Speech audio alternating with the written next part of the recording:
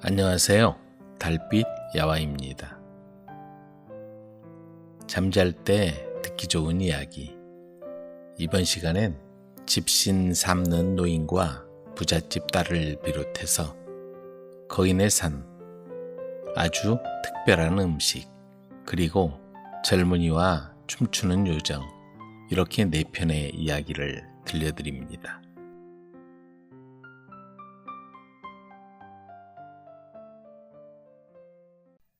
집신 삼는 노인과 부잣집 딸. 어느 마을에 집신을 삼아 살아가는 사람이 있었다. 아내는 아들을 낳다가 세상을 떠나고 그는 홀로 아이를 키우며 힘겹게 살아가고 있었다. 집신을 팔아 살다 보니 생활이 나아질 틈이 없었다. 그렇게 세월이 흘러 아들이 15살 무렵이었다. 아버지를 도와 집신을 만들어 장에 내다 팔며 근근히 생활하던 아들이 어느 날 아버지에게 말했다. 아버지, 이렇게 살 순 없어요. 한양에 가서 돈을 벌어오겠어요. 아들은 굳은 결심을 하고 한양으로 길을 떠났다. 아내가 세상을 떠나고 아들마저 집을 나가자 외로움은 더해갔다. 하지만 살기 위해 집신 삼는 일을 계속했다. 그렇게 여러 해가 흘렀지만 아들은 소식이 없었다. 집신 삼는 남자는 어느덧 희끗희끗한 노인이 되어 있었다. 그러던 어느 날 한양에 간 아들에게서 기별이 왔다. 한양 이러이러한 곳에 있으니 한번 다녀가십시오. 노인은 아들이 알려준 주소를 들고 몇 날 며칠을 걸어서 한양에 도착했다. 물어 찾아가니 장사 수완이 있었는지 아들은 열심히 일해서 모아놓은 돈을 아버지에게 건넸다. 아버지, 한 번도 찾아뵙지 못해 죄송합니다. 이 돈으로 논이라도 사서 집신 삼는 일 그만두고 이제 편하게 사시도록 하세요. 고맙구나. 그렇게 하마. 노인은 아들이 준 돈을 받아들고 이제 논마지기라도 사서 편하게 살 생각에 가슴이 벅찼다. 하지만 평생 그렇게 큰 돈 만져본 적이 없다 보니 가져갈 일이 걱정이었다. 생각 끝에 손목에 끈으로 묶어서 달아매고 몇 날 며칠 귀향길에 올랐다.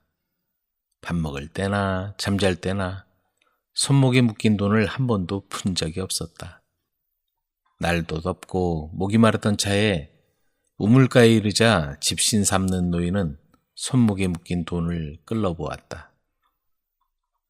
물도 마시고 잠시 쉬고 난 노인은 다시 길을 떠났다. 하지만 왠지 허전한 생각이 들어 손목을 보니 묶인 돈이 없었다. 목숨보다 더 귀중한 돈을 잃어버리다니. 노인은 하늘이 꺼지는 것 같았다. 노인은 어쩔 줄 몰라 한참 멍하니 서 있었다. 그리고 정신을 차려보니 좀 전 우물가에 있던 일이 떠올랐다. 이런 돈을 우물가에 놓고 오다니. 노인은 불이 나게 오던 길로 다시 돌아가 봤다. 그런데 이게 웬일인가? 우물가에 있어야 할 돈은 어디에도 보이지 않았다. 아이고, 어떡하냐. 아이고, 어떡하냐. 집신 삼는 노인은 물가에서 목 놓아 울었다. 이보시오. 왜 그러시오? 돌아보니 옷을 잘 차려입은 부자 영감이 서 있었다. 한양에서 아들이 준 돈을 그만 이 우물가에 두고 갔는데 없어졌시오. 논을 살 돈인데 이제 틀렸구만요. 집신 삼는 노인은 집신을 삼아 생활하고 있는데 한양에 사는 아들이 돈을 준 얘기를 했다. 부자 영감은 한참을 생각하다가 돈을 꺼냈다. 그런 기막힌 돈을 잃어버리면 되겠소? 자, 이거 받으시오. 집신 삼는 노인은 그게 자기 돈인지 아닌지 살펴볼 겨를도 없이 돈을 받아들고 고맙다고 연신 고개를 숙였다. 사실 그 돈은 잃어버린 돈이 아니었다. 사정이 하도 딱해서 부자 영감이 도와준 것이었다. 그렇게 다시 귀향길에 오른 노인이 길을 가는데 비가 내리기 시작했다. 그리고 물이 불어 물살이 거세진 냇가에 이르니 사람들이 모여 웅성거리고 있었다. 저런, 이를 어째? 노인이 보니 어떤 여자가 거센 물살에 떠내려가고 있었다. 냇가를 건너다가 빠진 모양이었다. 모두 발만 동동거리고 있을 뿐 어느 누구도 선뜻 구하겠다고 나서는 사람이 없었다. 집신 삼는 노인이 생각했다. 그래, 놈보다는 사람이 더 귀하지. 노인이 손목에 묶인 돈을 흔들어대며 소리쳤다. 저 사람을 구해주면 이 돈을 다 내놓겠소. 그러자 덩치 큰 한 남자가 나서더니 물로 뛰어들어 여자를 구해냈다. 자, 받으시오. 집신 삼는 노인은 손목에 묶인 돈을 끌러 그 남자에게 주었다. 잠시 후 물에 빠졌던 여자가 정신을 차렸다. 사람들은 기뻐하며 한마디씩 했다. 이보시오 낭자, 다행이요. 저 노인 아니었으면 당신은 저 세상 사람이 되었을 거요. 저 노인이 자기 돈을 다 내놓고 낭자를 살린 거요. 여자는 수줍어하며 노인에게 와서 넙죽 절을 했다. 아니요, 돈보다 사람 목숨이 더 중요한 거요. 전 이 마을 아무개댁 딸입니다. 냇가를 건널 수 없으니 다른 곳에 머물지 마시고 부디 저희 집에서 묵으시고 길이 뚫린 다음 가시지요.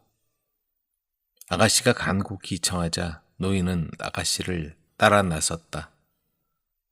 그 마을에서 가장 커다란 집 앞에 이르자 아가씨가 노인을 안내했다.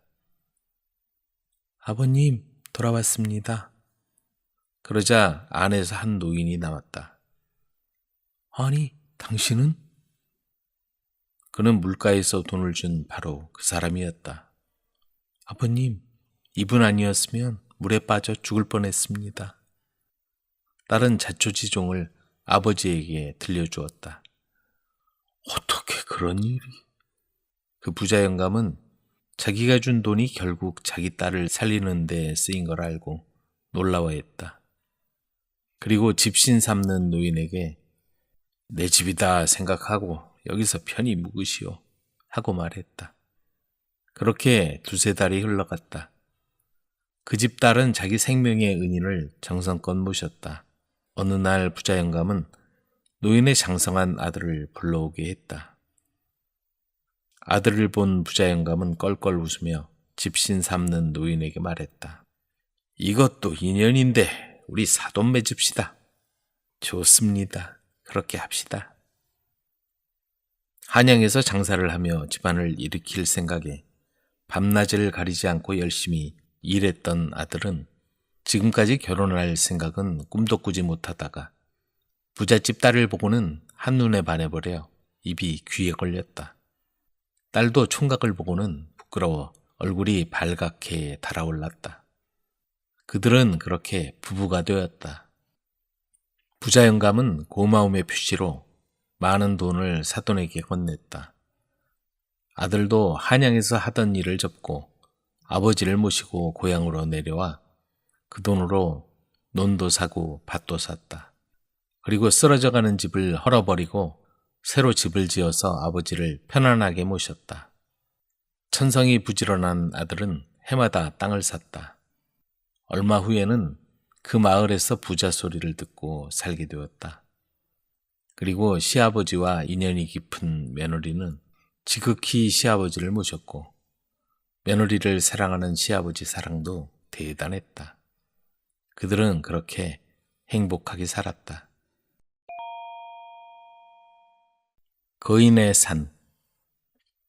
묵사관 너머에는 크고 웅장한 소나무로 둘러싸인 작은 언덕이 있었다. 그곳에 사는 사람들은 그 작은 언덕을 거인의 산이라고 불렀다. 산이 매우 가파르고 깊고 어두운 바위 틈이 많았기 때문이다. 다리 아래에 세차게 흐르는 강물이 소용돌이치며 흐르고 있다고 생각하면 이 산을 상상하는 데 도움이 될 것이다. 바위는 온갖 비바람을 다 겪은 모습으로 기이한 형태의 두 개의 문으로 이루어진 것처럼 서 있었다. 그리고 꼭대기는 끝이 뾰족한 아치 모양이었고 아치가 시작되는 아랫부분인 양옆에는 오래된 흰 줄기의 자작나무가 기둥처럼 서 있었다. 이 아치 모양은 평범한 문은 아니었다. 그것은 거인의 성으로 들어가는 입구였다. 그 문은 거인의 문이라고 불렸다. 거인에게 무엇인가 빌리거나 할 얘기가 있으면 문 쪽으로 돌을 던지며 말했다. 거인아, 문 열어라. 어느 날 떠돌아다니던 여행객이 늙은 농부에게서 거인의 문에 관한 이야기를 듣고 그곳을 찾아갔다. 그는 거인의 문을 2번 두드렸으나 문은 열리지 않았다. 그는 거인이 나이가 너무 많아 방문객이 귀찮아서 문을 열지 않는 건지 아니면 문에 너무 많은 돌을 던져서 거인이 화가 난 것인지 생각해 보았지만 이유를 알 수 없었다. 거인을 마지막으로 본 사람이 존 블레섬이었죠. 그는 목사님의 이웃 사람으로 아마 거인을 다시 보고 싶지 않다고 생각했을 거예요. 존은 소송 때문에 코펜하겐 아래에 머물렀죠. 존은 크리스마스 이브에도 그곳에 있었다. 존은 사람들과 일을 끝내고 집으로 향했다. 길을 따라 부지런히 걷고 있었지만 크리스마스가 한참 지날 때까지 집에 도착할 방법이 없었다.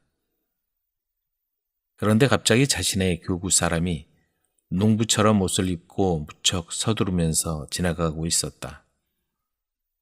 그 사람의 재킷에는 노나처럼 빛나는 큰 단추가 달렸었고 그는 무척이나 키가 큰 사람이었다. 존은 그를 안다고 생각했지만 그 사람이 빨리 지나가서 얼굴을 보지 못했다. 무척이나 서두르시는군요. 존이 그를 쫓아가며 말했다. 서둘러야 하거든요. 전 오늘 밤 베이지에 있는 집까지 가야 한답니다. 나도 거기 갈 수 있으면 좋을 텐데. 그럼 제 썰매 뒤에 타세요. 전 20걸음에 1마일을 달릴 수 있는 말을 가지고 있거든요. 존은 그의 친절에 감사하며 썰매를 탔다. 하지만 썰매 위에 서 있을 수가 없었다. 거의 공중을 바람처럼 달려갔기 때문이었다. 존은 땅이나 하늘이나 어떠한 것도 볼 수가 없었다. 그들은 휴식을 취하려고 잠시 멈췄지만 그곳이 어딘지도 알 수가 없었다. 존이 막대기에 꽂혀있는 두개골을 쳐다보았을 때 썰매가 다시 출발했다. 그들이 더 멀리 이동했을 때 존은 추위를 느끼기 시작했다. 우리가 잠시 쉬었던 곳에 벙어리 장갑 한 짝을 놓고 왔네요. 손가락이 얼어붙었어요. 당신은 견딜 수 있습니다, 존 블레섬. 이제 베이지에서 그리 멀지 않은 곳에 있죠. 우리가 쉬었던 곳이 딱 절반쯤 왔을 때였답니다. 그들은 세차게 흐르는 강이 내려다 보이는 다리에 도착했을 때 썰매를 멈췄다. 당신의 집이 가깝군요. 자, 존, 당신 주변에서 어떠한 소리와 빛을 보고 듣더라도 절대 뒤를 돌아보지 않겠다고 약속해줘요. 존은 약속했고 태워다 줘서 고맙다고 말했다. 존은 다리를 건너서 자신의 농장을 향해 언덕을 걸어 올라가고 있었다. 그때 갑자기 거인산에서 우레와 같은 소리가 들렸다. 그리고 자신의 앞쪽에 있는 길에 불빛이 비췄다.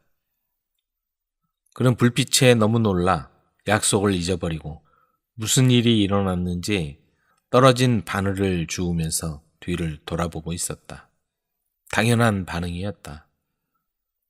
그러자 산의 문이 활짝 열렸고 거기에서 수천 개의 초에서 나오는 것처럼 빛이 흘러나왔다. 문 가운데 그가 보았던 거인이 서 있었다. 바로 자기와 함께 썰매를 타고 온 그 사람이었다. 그날 밤 아무리 노력했지만 존은 몸이 흔들리는 것을 막을 수가 없었다. 그때부터 존 블레썸의 머리가 약간 기울게 되었다. 그리고 죽을 때까지 그렇게 기운 채로 살았다.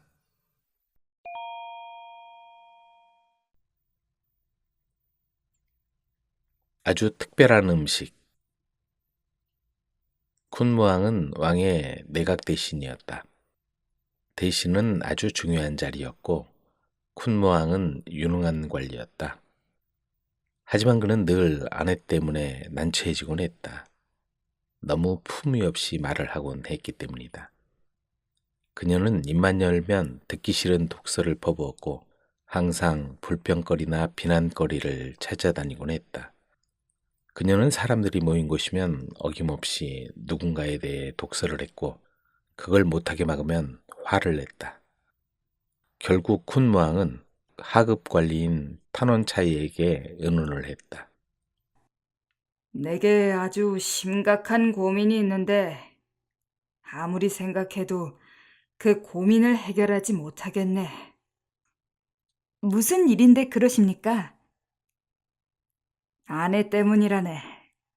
말을 너무 무례하게 해서 말이야.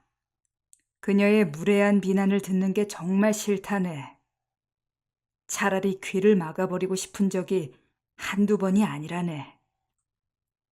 만약 대신님께서 그 말이 듣기 싫어서 귀를 막아버린다면 그 말들은 어디로 가겠습니까? 탄원차이가 재치 있게 말했다. 글쎄, 어디론가 다른 사람에게 가겠지. 하지만 아무도 그 무례한 말과 투덜대는 소리를 듣고 싶지 않을 거야. 하루 종일 투덜대고 비난만 하니까 주변 사람들을 곤란하게 할 거야. 내 아내가 좀 더 유순했으면 좋겠네. 부드럽고 듣기 좋은 말만 하면서 말이지. 가능할까? 아주 간단합니다. 제가 잠시 동안 대신님의 집에서 하인으로 일하겠어요.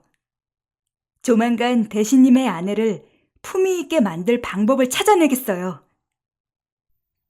그래서 탄원차이는 쿤무왕의 집에서 하인 노릇을 하게 되었다. 쿤무왕의 아내는 처음엔 탄원차이가 영리한 것이 마음에 들지 않았다. 어느 날 오후 쿤무왕의 아내가 저녁 식사를 준비해 놓았지만 쿤무왕은 저녁을 먹으러 오지 않았다. 내각 회의가 평소보다 더 길어졌기 때문이다. 쿤무왕의 아내는 쿤무왕이 자기를 기다리게 한 것에 몹시 화가 나 있었다. 그래서 그녀는 탄원차이에게 남편을 데려오라며 소리쳤다. 남편을 당장 오라고 해. 음식을 쏟아버리기 전에. 나도 똑같이 가서 소리쳐야겠군. 탄원차이는 그렇게 마음먹고 내각으로 달려가서 문 앞에 서서 크게 소리쳤다. 쿤무왕님, 쿤무왕님! 부인께서 지금 당장 집으로 오시랍니다. 그리고 빨리 저녁을 드시랍니다. 그렇지 않으면 음식을 다 엎어버린답니다. 탄원차이는 쿤무왕이 나올 때까지 계속 외쳐댔다. 참석한 사람 모두 크게 웃으며 회의를 중단하고 말았다. 지금 빨리 뛰어가셔야 합니다. 안 그러면 아내분께서 음식을 다 쏟아버릴 겁니다. 회의를 중단하는 게 낫겠군. 쿤무왕의 아내는 절대로 봐주지 않을 거야. 그때 내각 근처 쿤무왕의 집에 있던 아내가 탄원차이가 소리치는 것을 들었다. 그녀는 매우 당황했다. 왜 그렇게 소리를 질렀지? 그녀는 탄원차이가 돌아오자 비난하듯 물어보았다. 소리를 질러야만 했어요. 내각 회의를 당장 중단시켜야 쿤무왕님이 올 수 있으니까요. 그러면 다른 사람들이 나를 보고 비웃지 않느냐? 아이, 그렇게 걱정하지 않으셔도 됩니다. 아마 사람들은 쿤무왕님의 아내가 얼마나 잘해주는지 알았을 겁니다. 쿤무왕님이 제 시간에 식사를 못 하실까봐 걱정해서 그런 거구나 하고 말입니다.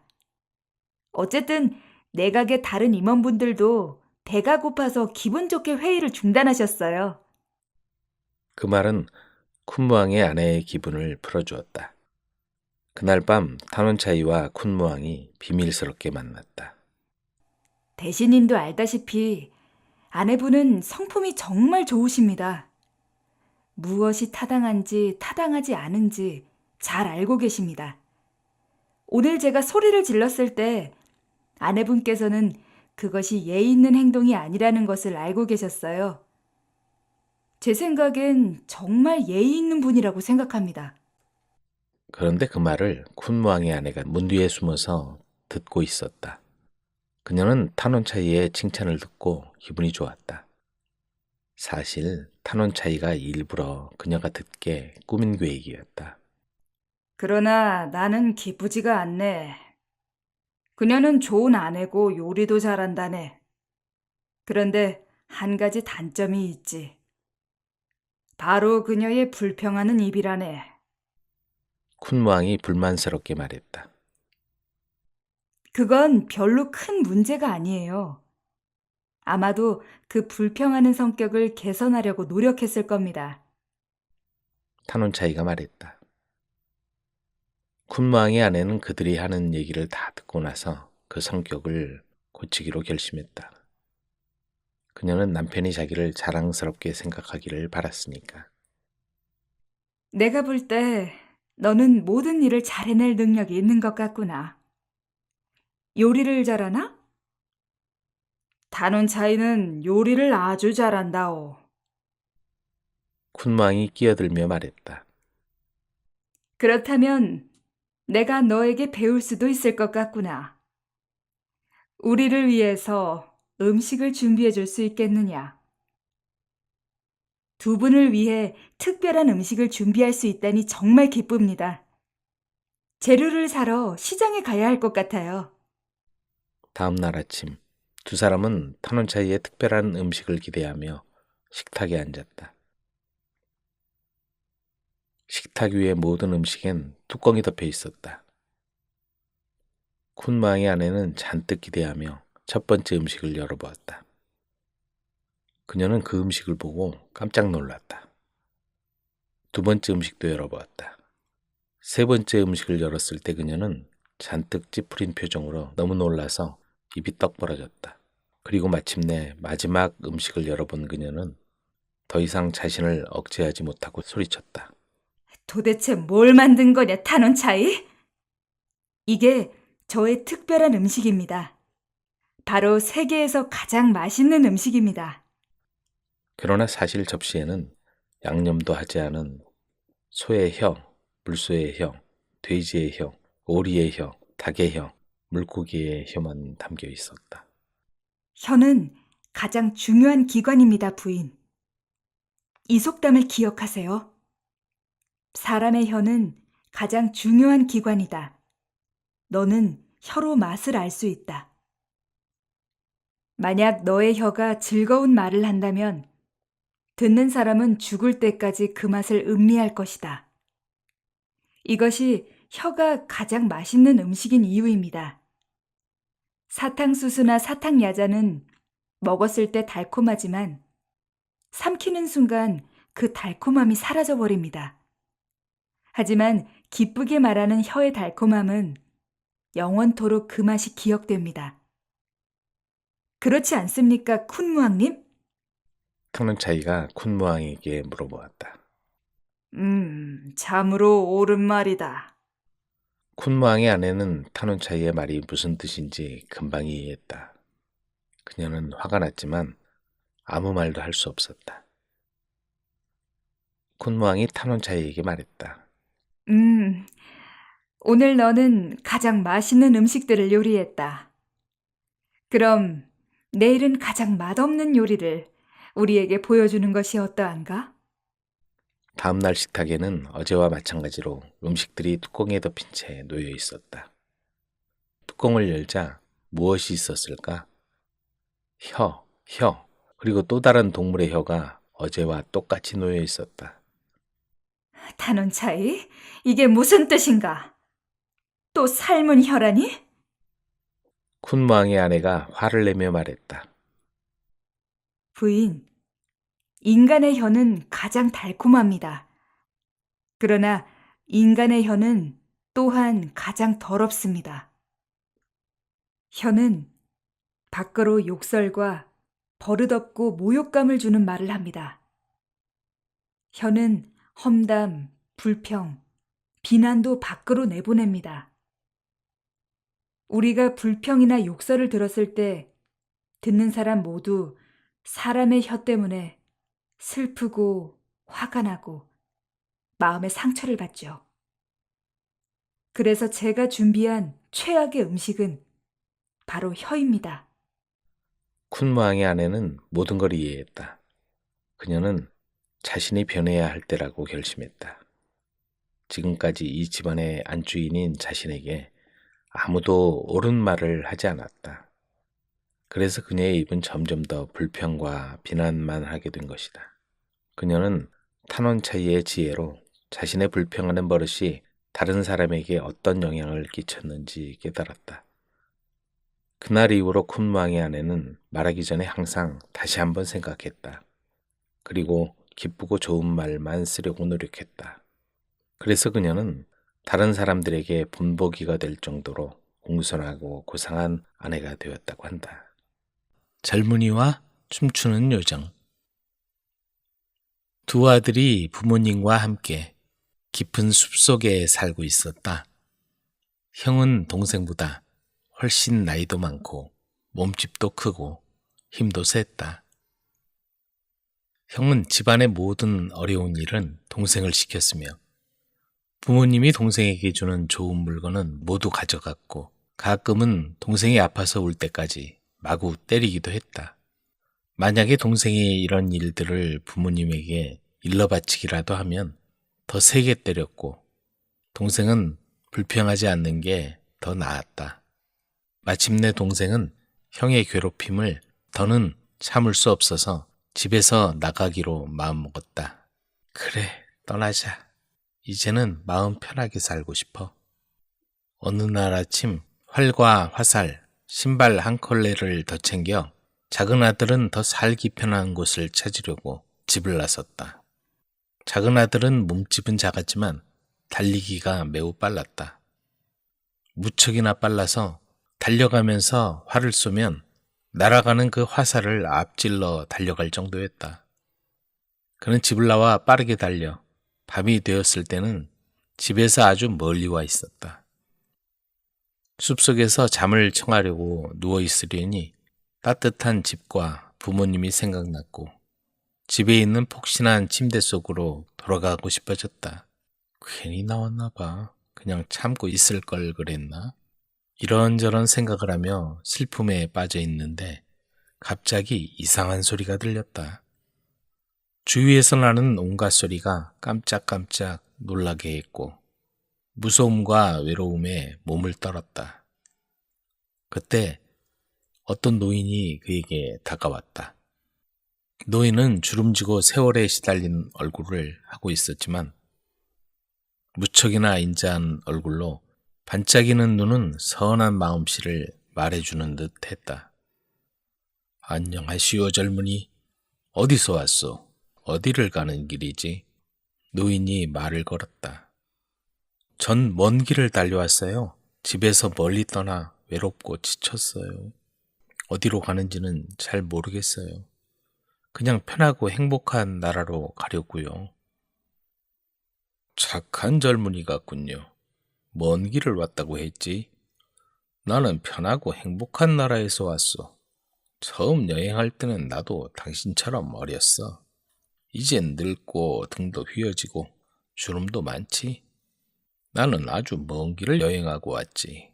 아주 긴 인생의 길이지. 그러자 젊은이가 말했다. 어르신이 떠나왔다는 그곳으로 가고 싶어요. 편하고 행복한 곳이라면서요? 그러자 노인이 대답했다. 그곳은 절대로 갈 수 없어. 그곳은 젊음의 땅이라는 곳이지. 사람들이 어린 시절의 땅이라고 부르기도 하네. 그곳은 한번 떠나면 다시는 돌아갈 수 없는 곳이요. 자네가 이미 그곳을 지나왔다면 다시 그곳으로 돌아가기엔 이미 늦은 걸세. 그들은 오랫동안 침묵했다. 젊은이는 노인의 신발이 먼 여행길에 해지고 발이 다친 것을 보자 노인에게 여분으로 가져온 신발을 건네주었다. 노인은 매우 고마워하면서 주머니에서 작은 상자를 꺼내 그에게 주며 말했다. 이걸 받으시오. 여행 동안에 필요한 일이 생길 때면 아주 유용하게 쓰일 거야. 나는 여행을 거의 끝마쳤으니 이젠 필요가 없지. 자넨 갈 길이 아직 머니까. 그리고 노인은 그곳을 떠나버렸다. 젊은이는 작은 상자를 주머니에 넣고 다시 잠자리에 누웠다. 다음 날 아침 젊은이는 다시 여행을 시작하기 전에 노인이 준 상자 속에 무엇이 들었는지 궁금했다. 상자를 열어보니 엄지손가락만한 요정이 열정적으로 춤을 추고 있었다. 뚜껑이 열리고 상자 안에 빛이 들어가자 그 요정은 춤을 멈추고 말했다. 원하는 게 뭐야? 젊은이는 그 요정이 자신에게 도움을 주는 요정이라는 걸 알았다. 그는 상자를 닫고 대답했다. 저는요, 아주 아름다운 나라로 가서 예쁜 아가씨를 친구로 맞았으면 좋겠어요. 외롭거든요. 갑자기 어둠이 엄습하면서 젊은이는 순간 깊은 잠에 빠졌다. 다시 깨어났을 때는 잠을 자던 몇 초 동안에 아주 아름다운 나라에 와 있다는 걸 알았다. 그곳은 나무와 꽃이 있고 멋진 강이 흐르고 많은 새가 노래하는 곳이었다. 젊은이는 마을 끝에 있는 집에 들어섰다. 그 안에는 할머니가 있었는데 집에는 그 노인뿐이었다. 할머니는 그를 보자 울기 시작했다. 왜 우는지 묻자 이렇게 대답했다. 네가 여기 왜 왔는지 알아. 나는 꿈에서 네가 올 거라는 걸 알았지. 너는 친구와 아내로 삼을 사랑스러운 아가씨를 찾으려고 왔지. 그 아가씨는 이 마을에 살고 있어. 그 아가씨의 아버지는 대단한 부자지. 이 마을의 주장이란다. 그는 자신의 딸을 차지하려는 젊은이에게 몹시 어렵고 위험하며 거의 불가능에 가까운 임무를 마쳐야 한다고 요구한단다. 만약 실패하면 목숨을 잃게 될 거야. 그녀에게는 구원자가 많았지만 다들 임무에 실패해서 죽임을 당하고 말았어. 너도 실패하고 목숨을 잃게 될 것이 뻔하구나. 할머니는 아까보다 더 크게 울었다. 그러나 젊은이가 말했다. 어떤 임무든지 문제 없어요. 날 죽일 수 없을 겁니다. 젊은이는 춤추는 요정이 자신을 구해줄 거라는 걸 알았다. 젊은이는 추장의 사랑스러운 딸에게 구원하기 위해 그의 집을 찾아갔다. 추장은 그에게 딸을 차지하기 위한 조건을 나열하면서 모든 구원자가 이 어려운 임무에 도전했고 실패해서 죽임을 당했다고 했다. 성공하는 자만이 딸과 결혼할 수 있다고 했다. 그가 도전하겠다고 하자 추장이 말했다. 우리 집 앞에 있는 산 때문에 아침에 떠오르는 해를 보지 못한단 말일세. 내 딸과 결혼하려면 그 산을 치워버려야 하네. 젊은이는 그날 밤에 산을 치워놓겠다고 약속했다. 추장은 당연히 그 일을 하지 못할 거로 생각했다. 그날 밤 마을 사람들이 모두 잠들었을 때 그는 커다란 나무들이 솟아있고 한쪽 절벽에는 돌로 벽을 두르고 있는 산으로 갔다. 상자를 꺼내서 열자 요정은 격렬하게 춤을 추다가 그를 보고 멈췄다. 원하는 게 뭐야? 젊은이가 말했다. 아침이 오기 전에 이 산을 없애주세요. 알았다. 요정이 말했다. 젊은이는 상자를 닫고 잠에 빠졌다. 밤새 단잠을 자고 아침 일찍 일어나자 산은 이미 없어져 버렸고 주위는 온통 풀밭뿐이었다. 태양은 아직 동쪽 하늘에 조금만 올라와 있었지만 마을 어디서나 동트는 것을 볼 수 있었다. 추장이 일어나 몹시 놀랐다. 그는 딸을 잃었구나 하고 생각하며 젊은이를 불러 또 다른 임무를 주기로 했다. 젊은이가 추장에게 딸을 달라고 하자 추장이 말했다. 다른 임무를 하나 더 맡기겠네. 이곳에서 멀지 않은 마을에 나의 적들이 살고 있지. 그들은 매우 골칫거리야. 마을을 부수고 모든 사람을 쫓아내야 내 딸과 결혼할 수 있어. 오늘 밤에 그 일을 마무리하게. 추장은 이번에야말로 젊은이를 없앨 수 있다고 생각했다. 그날 밤 젊은이는 바람같이 뛰어서 마을의 경기에 도착했다. 상자를 꺼내 열자 요정이 춤추기를 멈추고 말했다. 원하는 게 뭐야? 오늘 밤에 이 마을에 있는 사람들을 쫓아내 주세요. 알았다. 그리고 그는 상자를 닫고 나무 아래서 잠이 들었다. 밤새 단잠을 자고 아침에 일어나자 마을은 없어져 버리고 주변이 온통 적막했다. 살아있는 거라곤 소리조차 들리지 않았고 숲의 소리뿐이었다. 밤사이 마을 사람들은 모두 멀리 떠난 뒤였다. 젊은이는 추장에게 돌아가 일을 끝마쳤다고 말했다. 추장은 사람을 보내서 그 말이 사실인지 확인했고 심부름꾼은 돌아와서 임무가 완성되었다고 보고했다. 추장은 자신이 졌다는 걸 인정하고 그 젊은이가 대단한 힘을 가졌다는 걸 알았다. 나의 사랑스러운 딸과 결혼해도 좋다. 그렇게 해서 그는 아름다운 아가씨를 아내로 맞아들일 수 있게 되었다.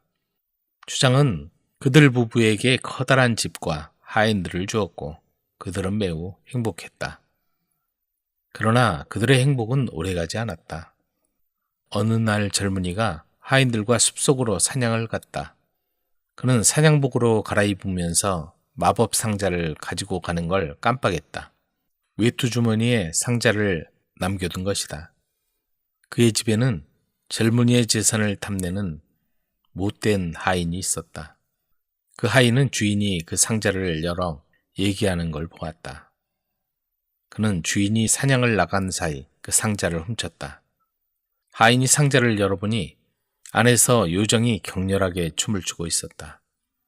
그는 불빛을 보자 멈추고 말했다. 원하는 게 뭐야? 하인은 잠시 당황했으나 마침내 주인의 비밀을 알아낼 기회를 찾아서 흐뭇한 미소를 지었다. 원하는 게 뭐냐고? 요정이 다시 물었다. 하인이 말했다. 이 집과 집안의 물건들을 모두 숲속으로 옮겨줘. 그리고 그는 상자를 닫았다. 갑자기 어둠이 엄습했고 몇 초 후에 다시 빛이 들자 집과 안의 물건들은 모두 숲속 깊은 곳으로 옮겨져 있었다. 곧 사냥꾼들이 사냥을 마치고 돌아왔다. 집에 와보니 집이 있던 자리는 텅 비어 있었고 아내도 하인도 모든 재산도 깡그리 없어져 버린 것이다. 그는 곧 무슨 일이 있었는지 알아챘다. 이 못된 하인을 어떻게 처리할지도 알고 있었다. 그는 어렸을 때 집을 떠나면서 어머니가 준 마법 활과 화살을 꺼내들고 숲속에 화살을 쏘았다. 그리고 화살을 쫓아 달려갔다. 화살이 숲속 먼 곳에 떨어지자 그곳에서 멀지 않은 곳에서 자기 집을 발견했다. 바로 저기 있군. 그래, 여기 숨어 있다가 밤에 들어가 상자를 찾아야겠어. 그는 밤이 될 때까지 나무 뒤에 몸을 숨겼다. 밤이 되자 그는 집 안으로 살금살금 들어갔다. 모두 잠들어 있었다. 그는 집 안으로 들어가서 하인방에 걸려있는 자기 외투를 발견했다. 아, 여기 있군. 있어 다행이야. 그는 살며시 외투를 집어들고 주머니 안에서 상자를 꺼냈다. 그걸 열자 안에서는 요정이 격렬하게 춤을 추고 있었다. 원하는 게 뭐야? 요정이 말했다. 이 집과 안에 있는 모든 걸 원래 있던 자리로 돌려주세요. 알았다. 젊은이가 아침에 일어나 보니 집은 원래대로 돌아와 있었다. 젊은이는 상자 속의 요정에게 못된 하인을 아무도 모르는 먼 나라로 보내라고 말했다. 하인은 아주 먼 곳으로 보내져 이곳저곳 떠도는 떠돌이가 되었다. 그 후 젊은이는 아내와 행복하게 살았다. 그는 다시는 상자를 잊어버리는 법이 없었고 언제나 상자를 갖고 다녔다. 원하는 게 있을 때는 요정은 언제나 그의 소원을 들어주었다. 추장이 죽자 젊은이는 그 부족의 추장이 되었다. 그는 주름진 노인이 걸어왔던 인생의 먼 길을 여행했다. 얼굴에 주름이 지고 등이 굽어지자 상자의 요정에게 자기를 젊음의 땅으로 다시 데려가 달라고 부탁했다. 그러나 그건 춤추는 요정이 할 수 없는 단 한 가지 일이었다. 인생의 먼 길 끝에서 젊은이는 노인이 되어 엄청난 일을 해낸 상자를 남겨두고 언덕 너머로 사라지게 되었다.